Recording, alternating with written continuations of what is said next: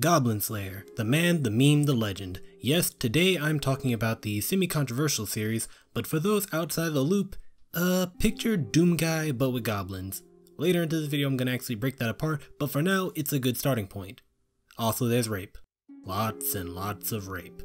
Actually the anime is quite tame compared to the source material. Either way, we are going to be taking a look at Goblin Slayer by Kumo Kagyu. Let's get started.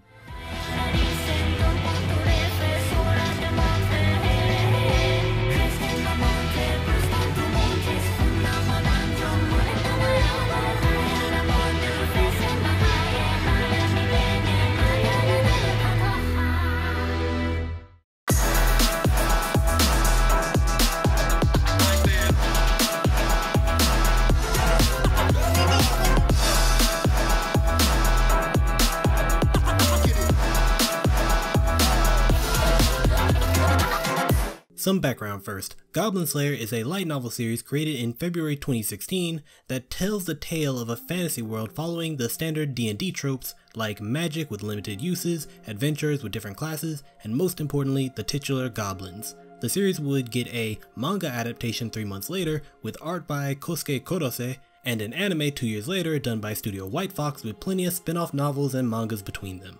So what's going on here? Well, it's a story about a dude slaying goblins. What? You expected some deep complex plot from a series titled Goblin Slayer? Okay, obviously there's a little more to it. The story mainly follows the titular Goblin Slayer, and yes, that is what he goes by. Actually, no one in the series has an actual name. Instead you get titles such as Priestess, Witch, Heavy Swordsman, Goblin Slayer, and Cowgirl. As he goes about his life committing genocide to the entire goblin race, one hive at a time. Now you wouldn't think fighting goblins would be the most interesting thing in the world, because you know, they're goblins. They're weak and small, like a child. And they die like one too. In Goblin Slayer, they're an infestation that mainly attacks those too poor to be able to fund stronger adventurers and are left to beginners to clean up, because you know, higher ranks have demon lords, dragons, and other fantasy creatures to slay. So what happens to those wide-eyed beginners with goals of fame, money, and adventure? They get brutally murdered.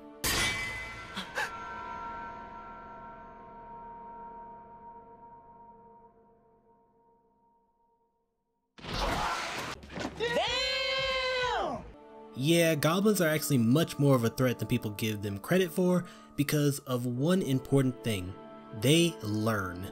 Sure, they are weak, but every time an adventurer group deals with them, some survive, and those that survive grow stronger. They learn from their mistakes, they create traps, group up, and some even ascend to higher ranks of goblins, learning magic or bulking up on protein shakes. The series even goes out of its way to show an adventurer that spared one single goblin out of compassion, only to have her head caved in by a rock as a reward, and she got off light. Okay, do I have to talk about this? Yes. But this is how dudes get bombarded by angry people with nothing but free time. Do it. Fine. Let's talk about the rape scenes. Someone's gonna make a voodoo doll of me after this. Okay, first of all, let's clear the table here. Contrary to what you may have heard, Goblin Slayer isn't some sort of hentai masquerading as an anime where the female characters exist only to be captured and... whoops, wrong footage. But, and I'm going to ruffle some feathers here, those people trying to counter those claims by saying that these scenes don't look like a goblin-themed hentai, especially compared to the manga, which is even more explicit, and for those saying maybe the artist took some liberties compared to the original source material, sure, it's very brief, but here's an excerpt from the novel. She writhed on the ground, struggling against her captors with her weak arms, her ample chest bouncing. It was not a wise choice. The irritated goblins took a dagger and drove it hard into her stomach.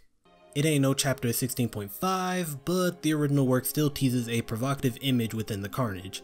The tone though is very serious, and victims don't simply brush it off. They are traumatized, creating a character's tragic backstory or depressing exit if they survive at all.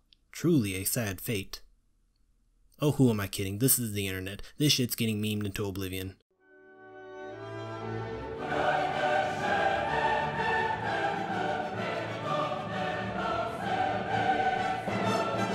We are all going to hell. Now in terms of frequency, these scenes are apparently front-loaded from what I hear. Keep in mind, my main source is the manga. The farther you get into the series, the less frequently it pops up, which is a shame since without that the series becomes a more generic harem adventure. I'm quoting someone, holy shit. But it is a prevalent theme of the setting. The story does mainly follow Goblin Slayer though, so while there are times that the perspective jumps to other characters and parties, sometimes even jumping to the Goblin's perspective, like a scene where a female-only team of trained knights tries to rescue a lone teammate, like lambs to a slaughter. Most of the time, it's Goblin Slayer's attempt at rescue or vengeance that is the main focus of the story, like lambs to a slaughter. There have been some people claiming that the rape scenes are pointless and that the creators are creepy people with rape fetishes, and while claiming that any scene is pointless, it can be a fair argument, but it needs more substance than "this is disgusting" to be worth any merit. It's also a subjective argument, because what some people might dislike in one series, some people might enjoy. If they were just saying that it was their opinion that the show was garbage, then I guess that'd be fine, but a lot of people are really saying that you should 100% avoid this series just because of one aspect of it without putting any real thought into it. On the side of potential fetishes though, if you like Goblin Slayer exclusively for the goblin scenes, there's nothing wrong with that. Though, you know, there's hentai for that, it's much more on the point. Everyone is different and have their own kinks. I promise you that while everyone is whooping and raving over the fate of the girls, someone on the internet is seeing that warrior's fate and going, God, I wish that were me.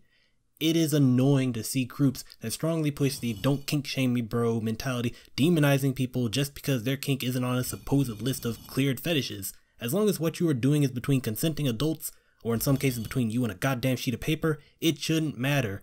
And I get it. There are people who have experienced trauma not only related to this subject, but all things dark and nasty in the world. But attacking a creator and fans over said subject is not something that should be done. Like, I would never agree with the family of a murder victim trying to dissuade people from spending money at a store just because the owner is the same race as the murderer, and yes, that does happen. We all just need to respect each other and... What the fuck? Get this off my screen. TLDR, Goblin Slayer has moments with graphic rape and the art direction can be seen as sexualizing it.